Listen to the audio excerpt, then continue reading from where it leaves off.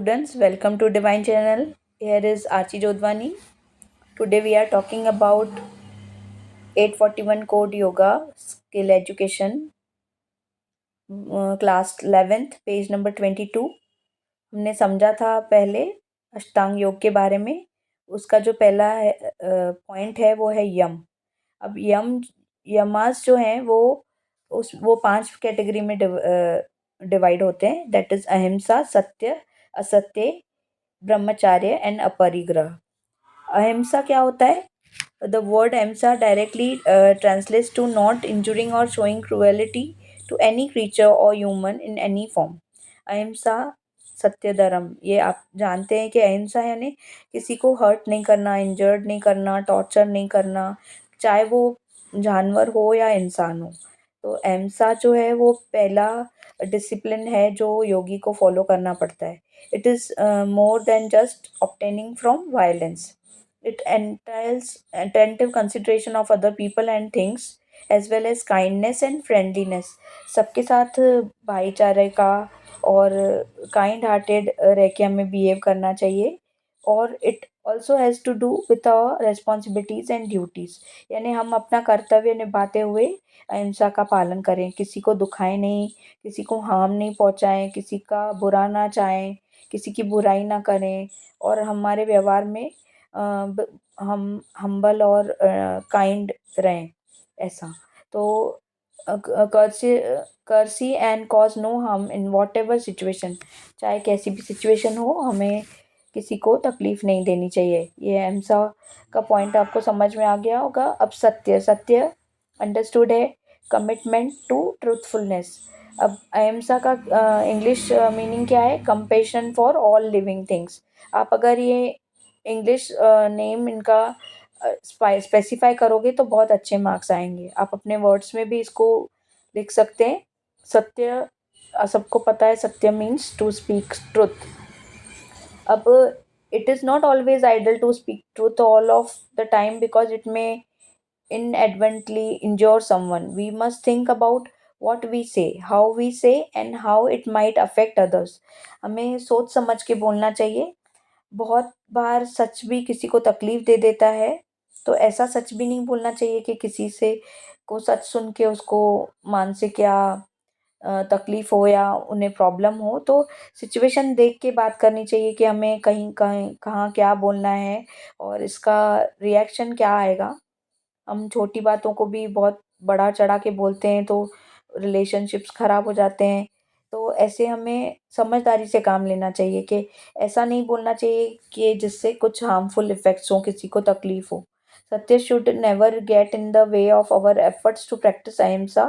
This principle is based on the believe that honest communication and action are the foundation of any healthy relationship.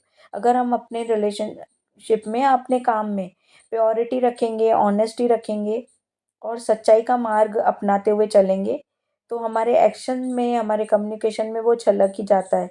तो हम अपने लिए भी अच्छा है ये, और कम्युनिटी और गवर्नमेंट और इन सब के लिए भी हमें जो भी कर्तव्य है हमारा या जो भी कर्म हम कर रहे हैं उसमें कोई भी डेलिब्रेट डिसेप्शन या किसी को धोखा देना या नुकसान पहुंचाना, षड्यंत्र करना, ये सब बातें हमें नहीं करनी चाहिए. हमें सत्य के मार्ग पे चलना चाहिए. असत्य, नॉन स्टीलिंग, यानी हमें किसी और की चीज़ को चुराना नहीं चाहिए. चाहे वो उसका ज्ञान हो या उसकी टैलेंट हो, उसका जो नॉलेज हो. हम बहुत लोग कॉपी कैट होते हैं, ऐसे कॉपी नहीं करना चाहिए.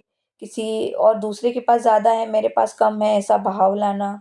तो ये सब चीज़ें जो हैं ये means that we do not take advantage of someone who enters something to us or confides in us. हमें किसी का undue advantage नहीं लेना चाहिए. Non stealing is not only taking something belongs to someone without their permission but also not utilizing something for a purpose other than what it was designed for beyond the time limit set by the owner. किसी और चीज़ को का position लेना और उसका जो misuse करना. ऐसे नहीं है कि हम सिर्फ़ किसी और की चीज़ पे अपना पोज़ीशन करना चाहते हैं, but you have to also not utilize something for a purpose other than जिस चीज़ को जिस काम के लिए बनाया गया है उसे ही हमें उस टाइम लिमिट तक यूज़ करना चाहिए, यानी सत्य का पालन करना चाहिए ऑनेस्टी से। और ये जो डिसिप्लिन है, something that has not been freely offered. जब तक हमें कुछ खुद से ना मिले तब तक हमें किसी से मांगना नहीं चाहिए, बहुत ज़्यादा संचित नहीं करना चाहिए। ओके, ठीक है। अब नेक्स्ट इज ब्रह्मचर्य, सेंस कंट्रोल। ब्रह्मचर्य is most commonly associated with abstinence, especially in relation of sexual behavior. According to brahmacharya, we should develop connections that helps us to grasp the deepest realities. हमें purity से किसी भी रिश्ते में रहना चाहिए। ब्रह्मचर्य का मतलब है जो ब्रह्म की तरह आचरण करे। एक्चुअली ब्रह्मचर्य का मतलब वो है जो ब्रह्म की तरह आचरण करे, यानी हमें सेक्सुअल रिलेशंस में ध्यान देना चाहिए। जो हमारे पार्टनर हैं उसी से ही, जिनसे शादी होती है उनसे ही हमें वो रिलेशन मेंटेन करना चाहिए, अदर देन किसी और से नहीं। और हमारी जो सेक्सुअल एनर्जी होती है वही रीबिल्ड होती है हमारे स्पिरिचुअल सेल्फ को कनेक्ट करने में। तो हम जब ब्रह्मचर्य का पालन करते हैं तो ही हम परमात्मा को और योगिक शक्तियों को अनुभव कर पाते हैं।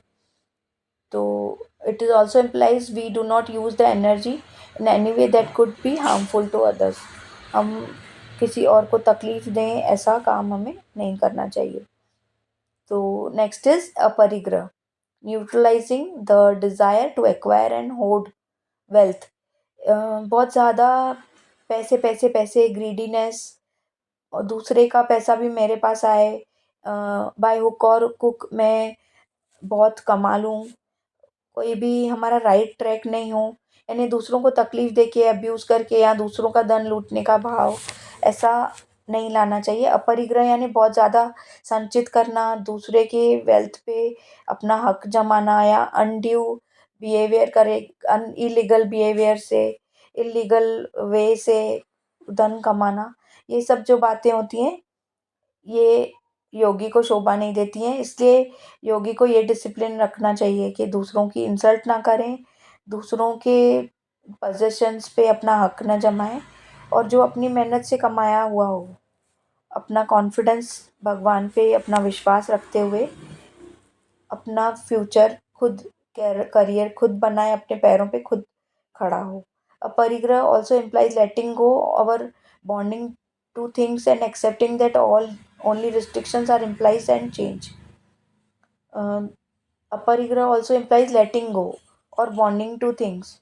लेटिंग गो यानी थोड़ा लेट गो करने की हमें क्षमता होनी चाहिए, और जो रिस्ट्रिक्शन है उन्हें भी हम एक्सेप्ट करें। जैसे पेरेंट्स आप पे रिस्ट्रिक्शन डालते हैं कि ऐसा नहीं करना चाहिए, ऐसे करना चाहिए, सही दिशा दिखाते हैं, तो उन रिस्ट्रिक्शन को हमें पॉजिटिवली लेना है, ना कि नेगेटिवली। वो रिस्ट्रिक्शन हमें डिसिप्लिन में लाने के लिए होते हैं, जो आपको टीचर्स और बड़े सिखाते हैं। योग सूत्रा describes the above behavior as a part of our daily life. Thus, the yamas are more virtues that, when practiced, purify human nature and contribute the society overall health and happiness. अगर हम अच्छा व्यवहार करेंगे, सच बोलेंगे, honest रहेंगे, तो पता है कुदरत भी हमारा साथ देती है, भगवान भी हमारा साथ देते हैं। तो ये जो 5 अ, हमने आपको बताए मॉरल्स हैं यमास के, आप फिर से माइंड में रखिएगा। अहिंसा, सत्य, असत्य, ब्रह्मचर्य और अपरिग्रह। ओके, नेक्स्ट पॉइंट हम समझेंगे नियम की नेक्स्ट वीडियो में। I hope you understand this topic.